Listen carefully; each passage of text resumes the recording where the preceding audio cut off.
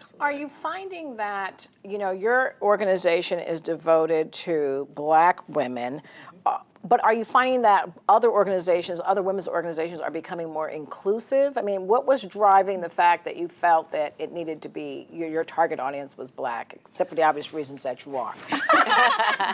Well, I think we came up with the concept of Higher Heights back in 2011 because we just saw that there were so many Black women out there, whether they were candidates, elected officials, women who were interested in being involved in politics or didn't even know that they wanted to be plugged in, and there was no place for them to go. Absolutely, okay. So right. we said, we're going to create the political home for Black women, whether you are a candidate, whether you're an activist, whether you are a voter, you have a place here, and we want to help give you the tools to amplify the work, whatever work that it is that you're doing, and help you climb that leadership ladder. So if you're a regular voter, how do we support you so that you then become an activist? If you're an activist, how do you then think about running for public office? And if you're in public office, how do you prepare to run for higher office? And then also make sure that you bring more women in behind you. So how do you ladies do that? How do you make that happen?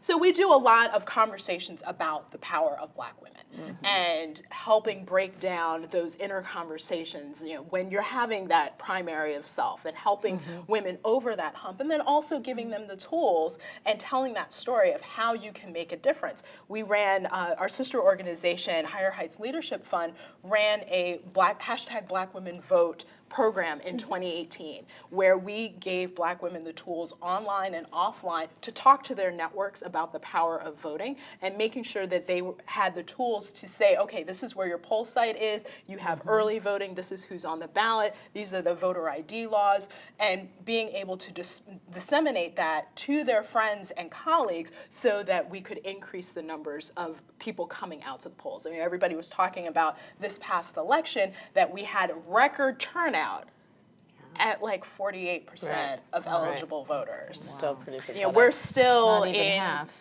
Exactly, we're still in like the bottom third of turnout of modern democracies in this country. So in the world, we still have a lot of ground to cover, and being able to make politics accessible. And so many people were like, well, I don't even know where to vote. Okay, we got an app for that. Right. There are links. There's information out there to make it very accessible and Well, what about young voters in this past election? The millennials, that was a question I had. I just think so many young people went from apathetic to being completely energized. I mean, Absolutely. And on both sides of the aisle, actually, it was really interesting to watch. Yeah, we did a town hall in Winston-Salem, at Winston-Salem State, in Winston-Salem, North Carolina, and a young woman stood up and she said, I have to admit that I did not vote in 2016, and because I didn't see the difference.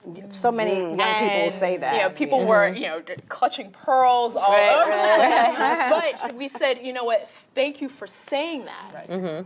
Thank you for being here. Now, what are you going to do differently? She said, I didn't realize what was at stake. And I felt like, okay, I failed.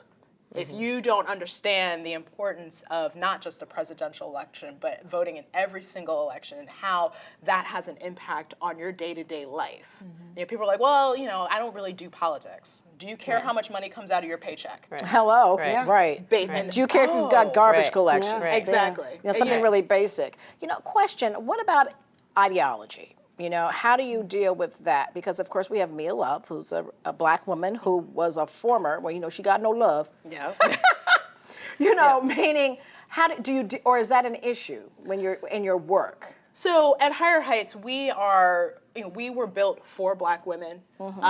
We are led by Black women, and we've traveled across the country to survey them, because Black women are by no means a monolith. No, because Condoleezza was, I'm thinking about exactly. it. Yeah, so as we have been traveling across the country, we regularly ask our members and all Black women that we come in contact with, what are your priorities? What are the things that keep you up at night? What are the issues that you want to see your elected leaders take on?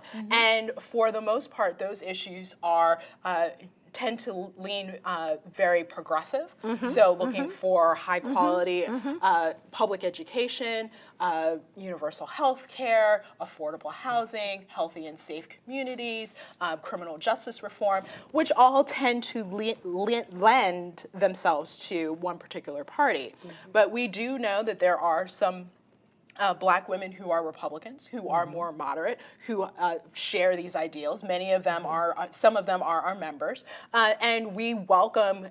We're trying to be as big tent as we can, but at the same time, we need to be true to ourselves. And Absolutely. our membership has said these are the issues and these are the positions that we believe will make sure that Black women not just survive, but thrive in this country. And we know that when Black women thrive, the nation thrives. Absolutely. So we build our platform and look at our candidates through that lens. And I'm Go sorry, ahead. Tony. Go ahead. No, I was just going to ask, thinking about upcoming elections, so are you building a pipeline as well? And you Absolutely. mentioned kind of this moves management from voter to activist to And elected do you to help high- with the money raising of the funds to make this happen? Great question. Yeah. All of that. All of that. I mean, we have really spent a lot of time working because we know that Black people in general and Black women specifically are some of the most philanthropic givers Yes. in the country. Yes, yes, given yes. the percentage of annual income that we donate to charities and civic Church. organizations, but we don't have a habit of political stewardship. So we have spent the last 2 cycles really working with our membership to get, start exercising that muscle around political giving. And it doesn't necessarily, you don't just have to give to somebody that you vote for. You don't have to just volunteer for somebody that you can actually vote for. You can be involved across the country in races that you're interested in. If there's a candidate that strikes a chord with you, get involved and figure out how you can have an impact. So we have helped raise money for candidates like Stacey Abrams and actually all 5 of the new women in Congress, as well as the Lieutenant Governor of New Jersey and Lieutenant Governor of Illinois, and the Attorney General here in New York. Yes.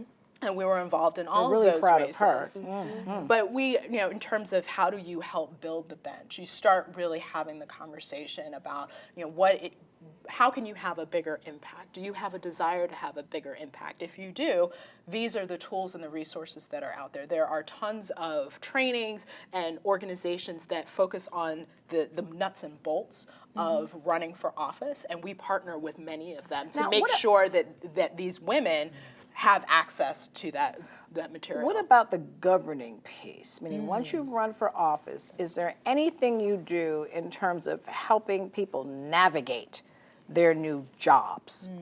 Because you don't want, once you get in, you don't want to fail. Right. Right. And that can be a problem, Absolutely, absolutely. Actually, in 2018, we have launched a new fellows program that really focuses on women who are in elected office or newly elected office to help them govern better.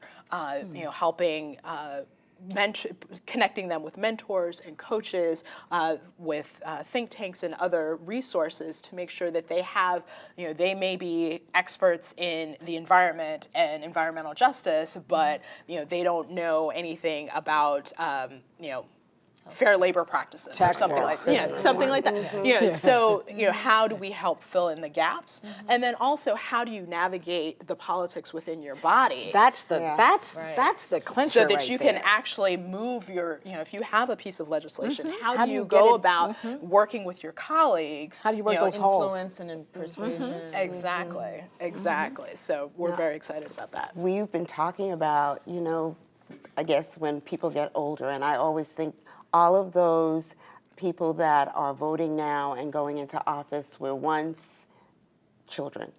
So what, if anything, are you doing in your organization or any plans for working with the schools? Because our youngsters, the sooner that we get them, and I speak to the point where you said that person didn't understand the impact of their vote. Right. So when we start with young children, or we start with at least middle school, high school, then we're prepping them. It makes the work as they get older, Right. they're already ready to move into those areas. So is your organization doing anything with young Well, people? we don't directly work with high school students. There are several organizations that we partner with on a regular basis. We have a long-standing collaboration, really targeting. There's two groups. One that targets high school girls and getting them. I think they take them from 13 to 18 around leadership development and thinking about. Not Sadie Nash. No. Thinking about how to, become leaders in their communities, and many of those girls actually end up running for like SGA and things like that. And then there's another organization that works with college-age women to young adults, probably like the first 3 or 4 years out of college. And many of those women actually then end up running for office on the local level. So we work a lot with them to make sure that they have culturally competent training. Because there's one thing just to talk about running for office. It's a completely different thing to talk about running for office as a woman of color.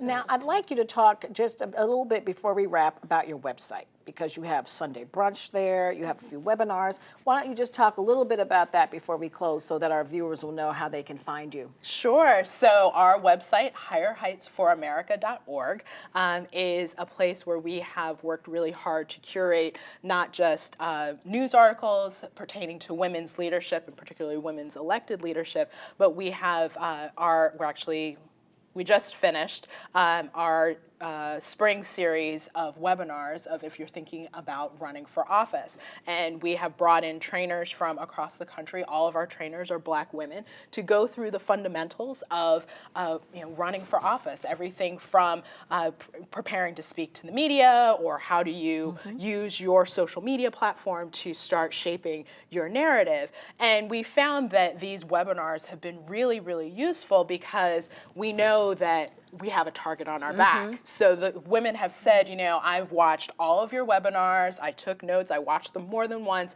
and then when I was ready to actually go out in public, I knew that they would be coming for me, but I was ready for them. And I didn't have to publicly out myself by going to a training. I was able to sit on my couch and do And one it. thing I want to stress is shaping your narrative on social media.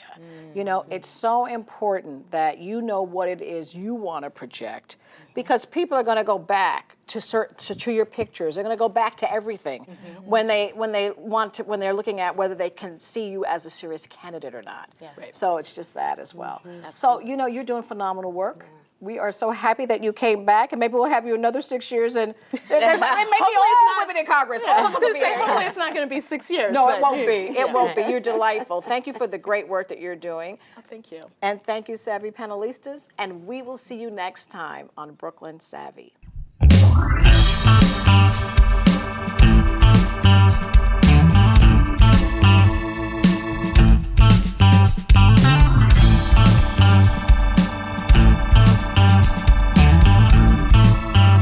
This program is brought to you by Verizon and Investors Bank.